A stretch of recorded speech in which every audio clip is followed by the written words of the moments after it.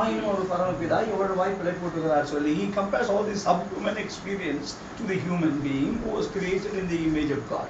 ஆகவே கடவுளுடைய சாயலிலே படைக்கப்பட்ட மனிதன் கர்த்தருடைய பார்வைக்கு எவ்வளோ விசேஷமானவர்கள். இவைகளையெல்லாம் பிழை போட்டுகிற ஆண்டவர் நம்மை கைவிடுவாரா என்ற கேள்விதான் அதில் தொக்கி நிற்கிறதை பார்க்கிறோம். அதனால எல்லாவற்றையும் ஆளுகிற கடவுள். இன்றைக்கு நம்ம பேசுறது ஒரு பெரிய விஷயம் என்னன்னு கேட்டீங்கன்னா, கடவுள் எல்லார் மேலும் அன்புள்ள கடவுள். எல்லார் மேலும் அன்புள்ள கடவுள். நம்முடைய அவரை அறிந்தவர்கள் மட்டுமல்ல, அறியாதவர்கள் மேலும் அன்புள்ள கடவுள். படைப்பனைத்தையும் நேசிக்கிற கடவுள். உங்களுக்கு எல்லாம் தெரியும், arch bishop of Canterbury visited Madras. நீங்க இந்த பப்ளிக் ரிசப்ஷனுக்கு எத்தனை பேர் வந்திருந்தீங்கன்னு தெரியல, நான் போயிருந்தேன். அங்க he said 3 காரியங்களை ரொம்ப ஒரு ஆழமான உண்மையை சொன்னாங்க. Very simple truth.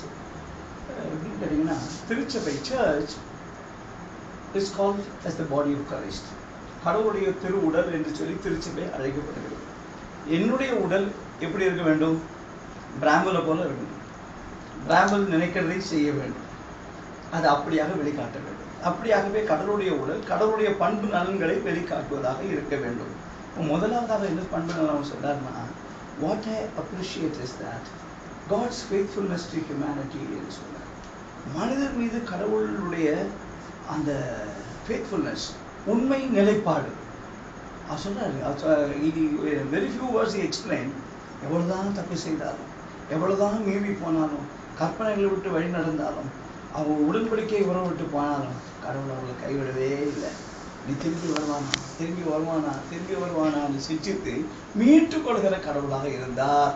அந்த உண்மை நிலையை, கடவுள் அன்புள்ளவர் என்ற உண்மை நிலையை திருச்சபை உலகிற்கு உணர்த்துகிறதாக இருக்க வேண்டும் என்று சொன்னார். இரண்டாவதாக, the second characteristic, astounding characteristic is God's humility. ஒரு மனிதன் ஒரு அந்தஸ்து வந்துட்டான்னா அது இறங்க முடியறதில்லை நமக்கு. அது அப்படி இல்லை.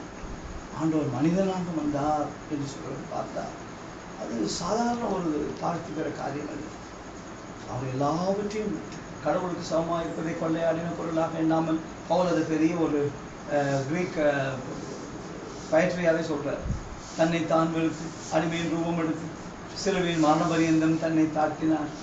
நீங்க மாடர்ன் தமிழ் பைபிளில் படிச்சீங்கன்னா, அவர் கடவுளுக்கு சமமாக இருப்பதை வலிய பற்றி கொண்டிராமல் தன்னையே வெறுத்து அவர் சிலுவையின் மரண பரியந்தம் தன்னை தாழ்த்தினார் என்று சொல்லியிருப்பார்கள். And we hold on to our positions, we hold on to what we have as precious. கடவுளான எல்லாவற்றையும் மனிதனை நேசிப்பதனாலும், தன்னுடைய படைப்பை நேசிப்பதனாலும் அவளை மீட்டுக் கொள்ளும்படியாக விட்டுக் கொடுத்தார் என்று பார்க்கிறோம். அப்படியாகவே நாமும் இருக்கிற இடங்களிலே, தொடர்பு கொள்கிற இடங்களிலே கடவுளுடைய அன்பு வெளிப்படும்படியாய் நாம் இருக்க வேண்டும் என்று சொன்னார். மூன்றாவதாக he said, another astounding characteristic of God is that integrity in word and action. எல்லாத்திலும் உண்மையான நிலைப்பாடு, வார்த்தைகள் உண்மை. கர்த்தருடைய வார்த்தை சத்தியம், அது இன்னும் என்று வானமும் பூமியும் ஒழிந்து போகும், என்னுடைய வார்த்தைகள் ஒருபோதும் ஒழிந்து போவதில்லை. எப்படி மாறி பூமியில விழுந்து அது முளைத்து விளைச்சலுக்கு ஆகிறதோ அவ்விண்ணமாகவே என்னுடைய வார்த்தை புறப்பட்டு செல்கிற வார்த்தை தான் விரும்பியதை செய்து முடித்து திரும்பி வருகிற வார்த்தையாக இருக்கும் என்று ஆண்டவர் சொல்கிற வண்ணமாக integrity in word and action. இது மூன்றும் இல்லாமல் திருச்சபை செயல்படும் போது we lose our credibility in the world என்று சொன்னார். That's exactly right. இன்னைக்கு கிறிஸ்தவ இன்னைக்கு ஐயா சொன்னபடி there's a widespread awareness about Jesus Christ and the revival movement. உலகம் முழுவதுமாக ஒரு ரிவைவல் மூவ்மெண்ட் இருக்கிறதை உணர்கிறோம். ஆனால் இதுல the church to stand credible, இந்த 3 காரியங்கள் சொன்ன 3 காரியத்துல அந்த கிரெடிபிலிட்டியை நாம் எழுத போவோமானால், நாம் ஒரு புத்தகம் படித்தேன், இந்தியாவில் கிறிஸ்தவம் கூர்மழுங்கிய சோக கதையில். அந்த புத்தகத்துக்கு தலைப்பு இந்தியாவில் கிறிஸ்தவம் கூர்மழுங்கிய சோக கதை. அதாவது எப்படி நம்முடைய வேர்ட் அண்ட் ஆக்ஷனுக்கு வித்தியாசம் இருக்கிறதுனால அது வலியுறுத்தம் பெறாமல் தவறி போய்விடுகிறது, இலக்கு தவறி விட்டது என்பதை அந்த புத்தகத்தை ஆய்வு செய்திருக்கிறார்.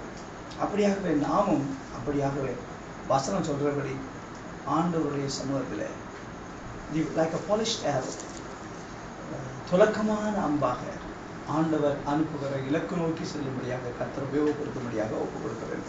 அடுத்தபடியாக சொல்ற தேவனே உம்முடைய கிருபை எவ்வளவு அருமையானது, அதனால் மனுபுத்திரர் உமது செட்டைகளின் நிழலிலே வந்தடைகிறார்கள். இங்க அப்படி contemplating on the characteristics of God, David thinks about the Holy of Holies. அவருடைய மனதில் என்ன வருது? ஆண்டவருடைய பிரசன்னம் விளங்குகிற மகா பரிசுத்த ஸ்தலம் விளங்குகிறது. அதை எப்படி விளங்கிக் கொள்கிறோம் என்றால், இங்கு செட்டைகள் என்று சொல்கிற இடங்கள். மகா பரிசுத்த ஸ்தலத்திலே கர்த்தருடைய பெட்டி இருக்கிறது. கர்த்தருடைய பெட்டியின் மேற்புறத்திலே 2 கேருபீன்கள் செட்டைகள் ஒன்றை ஒன்று தொடும்படியாக அமைக்கப்பட்டிருந்தன. அவருக்கு கீழ்ப்புறம் அது கிருபாசனம் என்று அழைக்கப்பட்டது என்று பார்க்கிறோம். கிருபாசனத்தை நோக்கி பார்க்கிற எல்லோரும் ரட்சிக்கப்பட்டார்கள், பாவ மன்னிப்பு அடைந்தார்கள். அங்குதான் நான் மன்னிப்பை பெறுகிற இடம் என்று நமக்கு பழைய ஏற்பாடு சத்தியங்கள் போதிக்கிறது. ஆகவே உமது கிருபை எவ்வளவு, இட் இஸ் ஸ்டில் அவைலபிள், எவ்வளவு அருமையானது. மனிதன் உடைய செட்டைகளின் நிழலிலே வந்து அடைகிறார்கள். Nobody can claim themselves as holy. We falter, but the grace is available, mercy is available. ஆகையினாலே அவர்கள் வந்து அடையும்படியாக, அவர்களை பெற்றுக்கொள்ளும்படியாக கர்த்தர் இருக்கிறார். தமது ஆலயத்தில் உள்ள சம்பூர்ணத்தினால் திருப்தி அடைவார்கள்.